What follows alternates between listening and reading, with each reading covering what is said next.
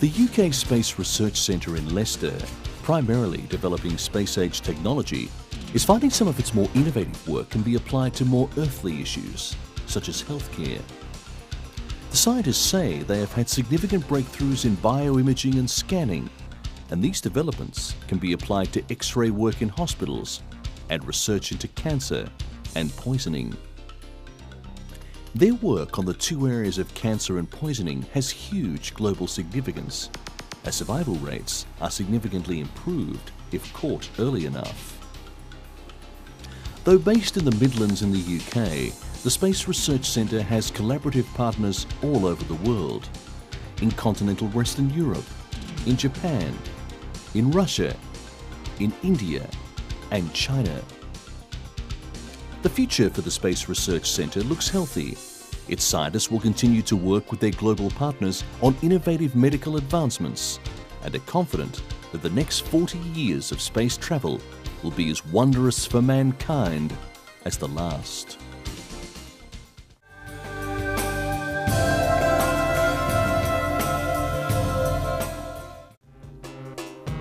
NASA called this the Demonstration of Autonomous Rendezvous Technology, or DART. And with its robotic vehicle, NASA will literally throw up an unmanned DART into space to see if it can link up with another spacecraft. They're hoping the new technology will allow a spacecraft to pinpoint and rendezvous with another craft without human guidance. They also believe such technology could help take humans back to the Moon and eventually to Mars and beyond. NASA says a series of ground tests demonstrated the capability of DART hardware and software to communicate and drive a spacecraft without human guidance, achieving both a close approach to its target and a safe rendezvous. It was launched from a support aircraft some 40,000 feet over the Pacific Ocean. It will pass over each pole approximately every 99 minutes. Once on orbit, the DART craft will travel around the Earth to rendezvous with its target, a 105-pound target satellite. The satellite was designed for use with a video guidance system such as the one on board DART. Mission planners want the 24-hour DART mission to be accomplished without human intervention as part of the test. NASA says the ability of unpiloted spacecraft to dock in space is the first step towards delivering equipment and supplies to the International Space Station, as well as conducting service missions to the station. The technology could also help when retrieving satellites or servicing civil, defense or commercial space transportation space missions. During the ground tests, NASA said a number of maneuvers were demonstrated, including a collision avoidance maneuver, horizontal approaches toward the target satellite, and moving to a docking and hold position to within 16 feet of the target satellite.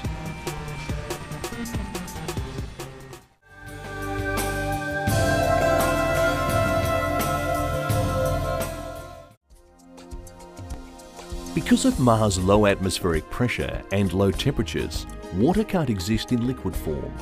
It must either freeze or evaporate. But while there are no oceans or rivers on Mars, there is more water in total than anyone had expected.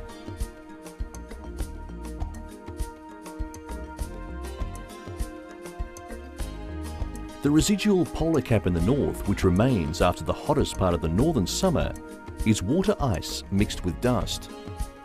And the measurements of the seasonal behaviour of the water vapour over the planet suggests there is a vast reservoir of ice beneath the surface, so that one can think of the residual polar cap as the tip of an iceberg protruding from a sea of rock. At lower latitudes, a water vapour condenses to form clouds that ride high in the atmosphere or swirl around the slopes of Martian volcanoes.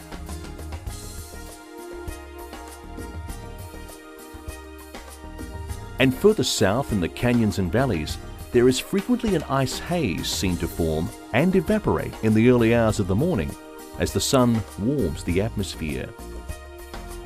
In this model, the flat surface of a large Martian plateau is cut by the Great Rift, A smooth, sloping ravine drops abruptly to the bottom of the canyon 4 miles below.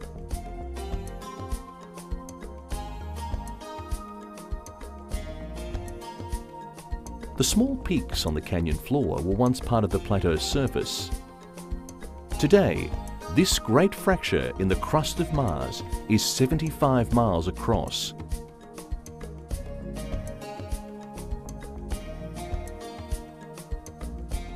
The original fault has been widened and shaped by various forms of erosion.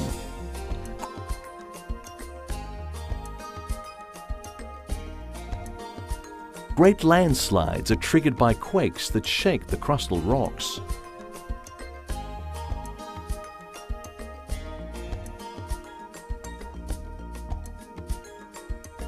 Wind-blown dust strips the canyon walls. Some side canyons may have been deepened by running water. Melting of underground ice, followed by slumping of walls, further erodes the Great Fault.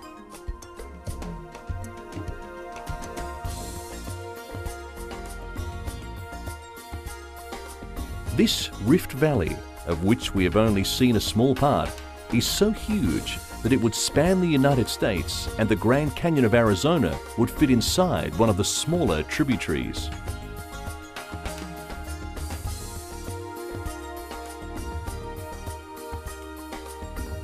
These are just some of the mysteries of Mars, unlocked by the extraordinary Voyager missions.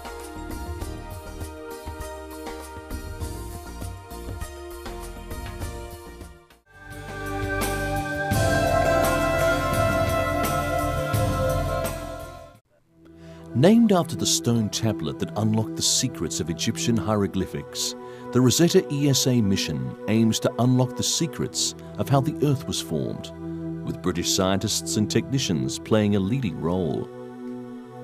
The Rosetta probe consists of an orbiter and lander module to be sent into deep space to rendezvous with one of millions of comets orbiting the Sun. Comets are believed to be leftovers of material that eventually turned into the solar system. If successful, the mission could reveal how the planets and even life itself evolved. The Rosetta is bound for comet 67P Churyumov-Gerasimenko. It's only 2 kilometers across, and the probe must be precisely navigated over hundreds of millions of miles. When the probe arrives, mission scientists admit they've no idea exactly what they'll find. Rosetta is the first ever space mission to attempt a landing on a comet, a remote laboratory heading into the unknown in an attempt to answer some of the most fundamental questions facing humankind.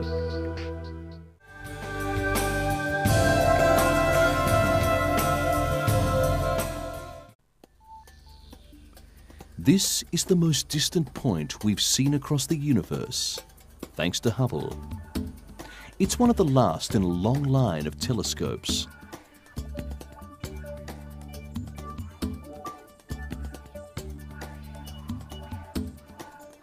And many of its forebears are housed here at Munich's Deutsches Museum. They may be antique, but the principle remains the same. It allows us to see deep into space. Hubble has been orbiting the Earth since its launch in April 1990, a shared project between the European Space Agency, the United States, and Canada. It has allowed scientists to push back the frontiers of space and their understanding of the origins of time. The giant telescope, orbiting at 600 kilometers, is able to produce images unaffected by the Earth's atmosphere. 33-year-old Dane Soren Larsen is one of the astronomers at the European Southern Observatory in Munich, able to interpret discoveries made by Hubble.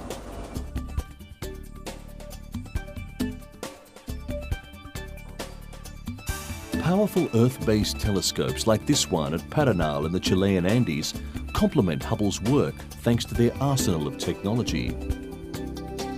All the data received by Hubble is transmitted first to the operational headquarters in Baltimore and then sent via the internet to Munich.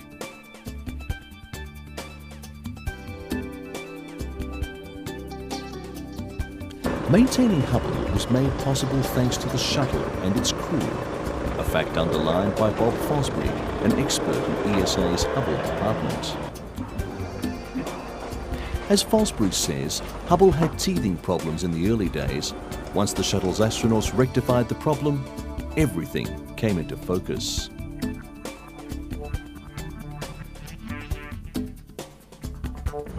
According to Fosbury, the answer in the future to Hubble's many problems might lie in robotics.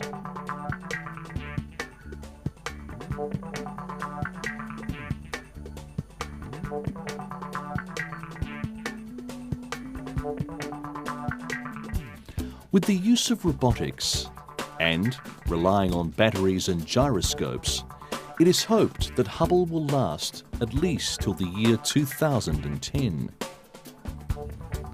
NASA scientists say it's hard to predict how long Hubble will last.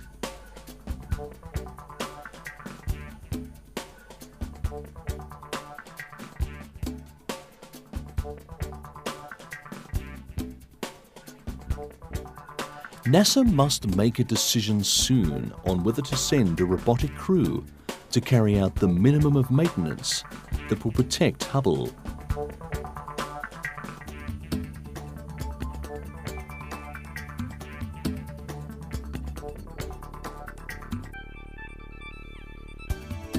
The Hubble telescope has already been responsible for a whole galaxy of fantastic images.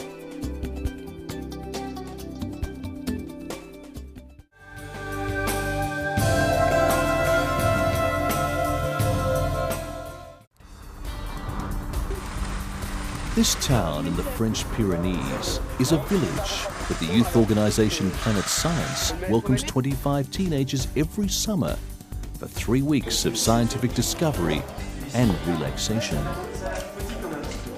This unusual summer camp creates a fun environment in which these 13 to 15-year-olds can take on technological challenges. For example, here they're building robots.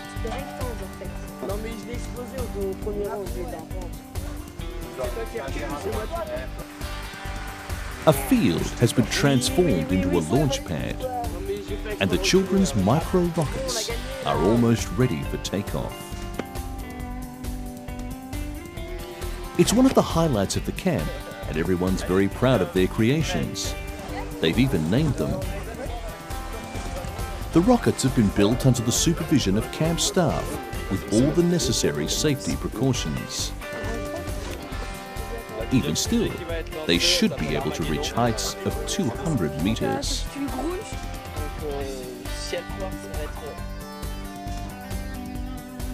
As the countdown begins, the tension mounts, and the looks on young faces say it all.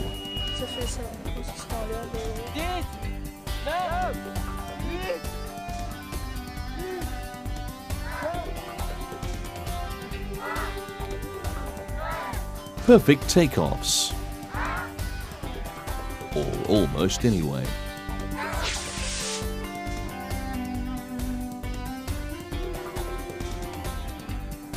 But at least everyone's had fun.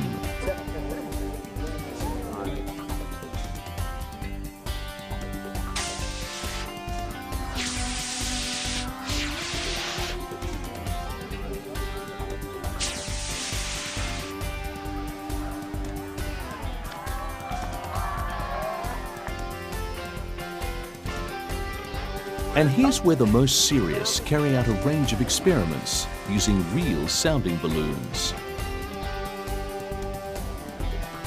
Atmospheric pressure, temperature, all is monitored on the ground by the project's creators, Matthew and Nicholas. They explained that they fill the balloon with helium. It goes up to about 13 kilometers. The balloon then bursts, comes back down to Earth by parachute, and afterwards, you have to find it. Our balloonists are having a good day. After a perfect launch, the balloon reaches the very respectable altitude of 34 kilometers before blowing up.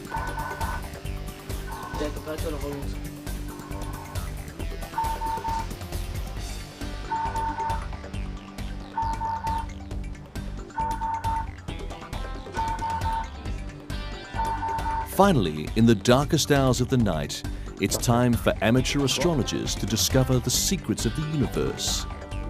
A myriad of experiences to take home with them, almost as many as there are stars in the night sky.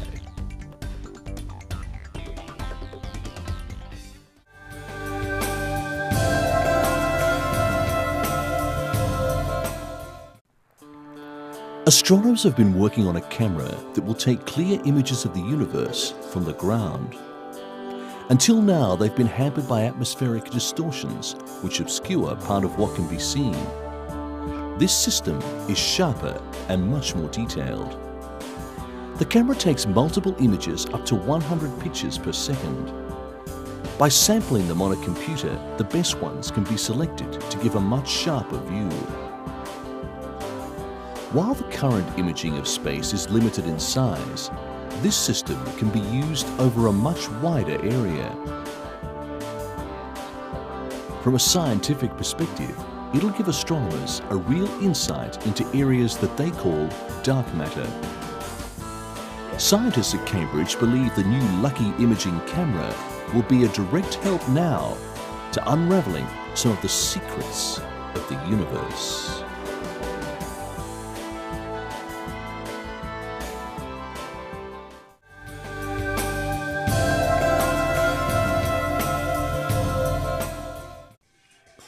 On the first of its 45 encounters with Titan, the Cassini-Huygens mission observed Saturn's giant moon at close quarters.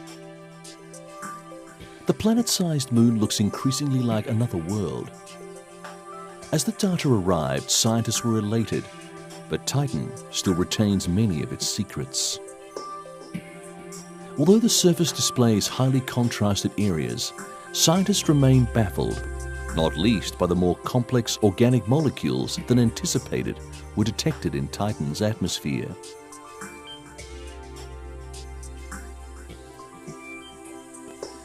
Cassini's navigation was spot on.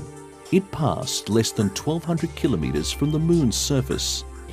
This allowed instruments to taste the upper levels of its atmosphere and to survey an area of Titan with a remarkable clarity, with imaging resolutions up to 200 meters per pixel. The surprises? Fewer methane clouds than expected were seen.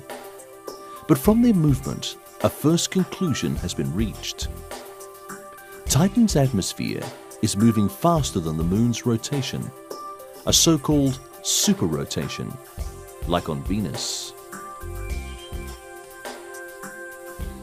Although the surface displays highly contrasted areas, such as this 2,000-kilometer wide view with close-ups, scientists still remain baffled. There's mystery still over eventual liquids that the ISS cameras could have revealed by detecting their different specular reflection of sunlight. Many of the ISS images provided during the flyby show linear features, which might be grooves, striations, or fractures. An extra day of processing was required before the presentation of the much-awaited radar observation of Titan. This was a 2,000-kilometer-long strip in the northern hemisphere, not yet covered by other optical instruments.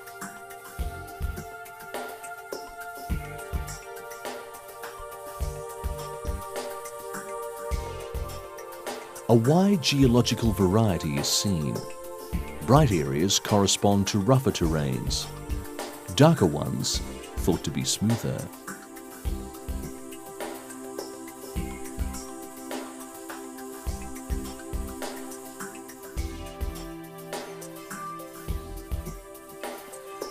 Scientists describe Titan as active and youthful. It has unique narrow and very long linear features and many ridges.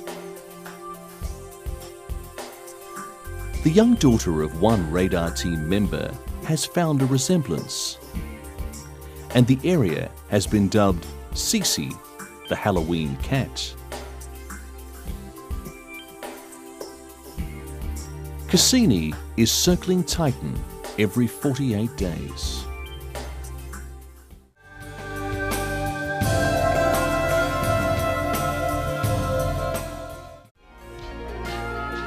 Getting payloads into space is a major headache for engineers. Even a small increase in the weight of spacecraft can mean millions of dollars in extra fuel and components needed to lift a satellite into a stable orbit. The company Surrey Space Satellite Technology has an ability to make smaller, cheaper satellites.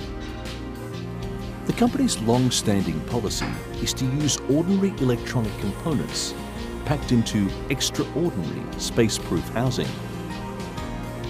SSTL also uses smaller and lighter components for its satellites. Through its use of small, simple and lightweight components, the company is at the forefront of multi-billion-dollar contracts to build a series of satellites for practical uses, such as monitoring natural or man-made disaster zones from space.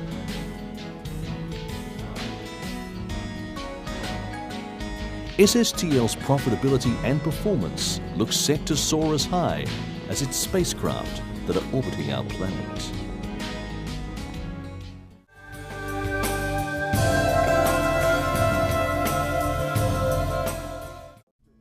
The liftoff of the US Space Shuttle Endeavour had some special crew aboard who could help scientists find out more about osteoporosis, a degeneration of the bones that affects 75 million people worldwide. Bone loss is accelerated in space because there is no gravity. The specially bred mice who were blasted off into outer space will receive either a placebo or an investigational protein called OPG, or osteoprotogenerin, during their 10-day flight. Researcher Dr. Paul Kostianik of Amagen says bone loss that occurs in space is similar to what happens on Earth for those confined to bed rest, although it happens much faster because of lack of gravity. Microgravity-related bone loss, a significant problem for long-term spaceflight, is also a biological consequence of aging. Scientists are hoping that if OPG helps the space mice maintain their bone density, it could help those at risk of getting osteoporosis. Researchers are hoping the out-of-this-world experiment could help scientists find a better way to prevent bone loss down here on Earth.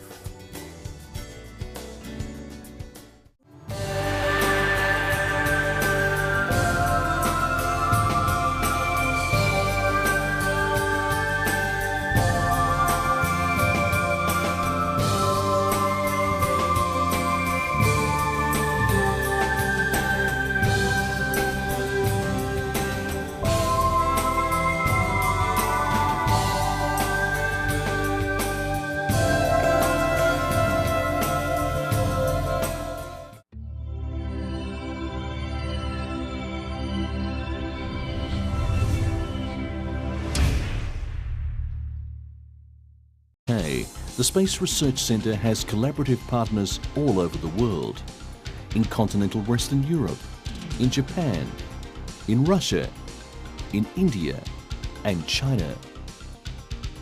The future for the Space Research Centre looks healthy. Its scientists will continue to work with their global partners on innovative medical advancements and are confident that the next 40 years of space travel will be as wondrous for mankind as the last.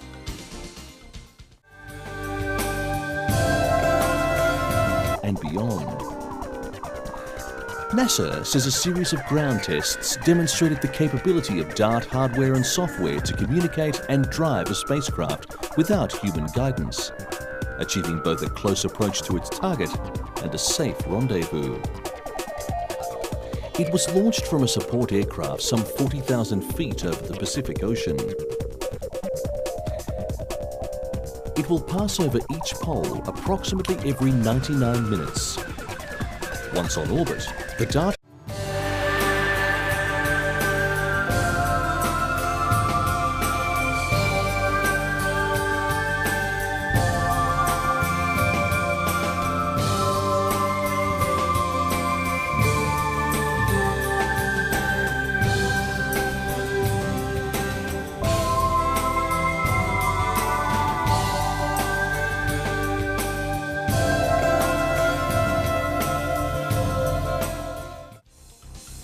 The UK Space Research Centre in Leicester primarily NASA called this the Demonstration of Autonomous Rendezvous Technology, or DART. And with its robotic vehicle, NASA will literally throw up an unmanned DART into space to see if it can link up with another spacecraft.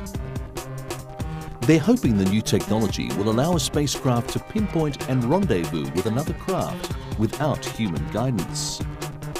They also believe such technology could help take humans back to the Moon and eventually to Mars. Developing space-age technology is finding some of its more innovative work can be applied to more earthly issues, such as healthcare.